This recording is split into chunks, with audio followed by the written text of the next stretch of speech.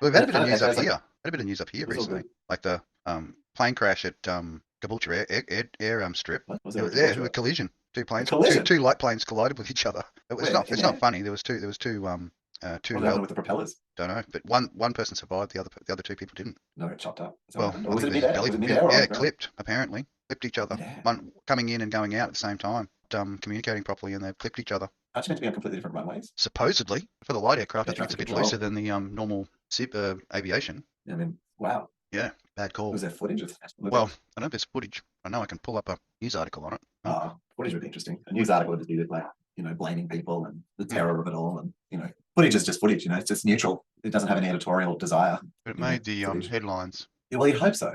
Well, Okay, it was up okay. high originally, but now the other More helicopter importantly. helicopter crash near Hamilton Island was Also, planes falling out of the sky everywhere. well, it was a military operation. Yeah, the one in Hamilton. It's actually a military Without strike, operation. not letting people in or something.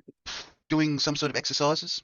Exercises, stretching the old limbs. Stretching the old helicopter propellers from one side of the Pacific to the other. They did There's a no water, helicopter did in a the world water that travel landing that and no far. one's been recovered. So Oh, really? total loss. Yeah, the thing Imagine about helicopters is coming down hard in a they've just helicopter got, into the water, man. they've got spinning blades of death. Mm. That's the problem with like, yeah, Can't you want sort of if you're just gonna jump have out. an incident in a helicopter, no, you get eviscerated. Like I think you want like maybe we should invent some kind of thing like where there's explosive bolts or something like that, and so if you're in a situation, blades fly off in multiple directions at high speed and impale, local fucking residents, going through the tops of their houses and shit.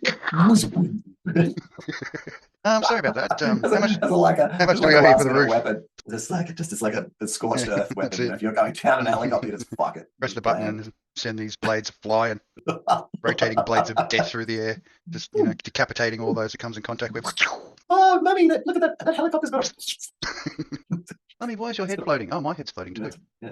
You'd have a few moments then when you've had a real clean cut and your head was flying. You'd have little moments of consciousnly. You could look at each other and have a If you little remember last rightly, moment so back in the good old days when they were lopping people's heads off left, right, and centre, they always, when they chop the head off, they grab it out of the basket and hold it all off. So its last few moments were gaping at the audience. Yeah.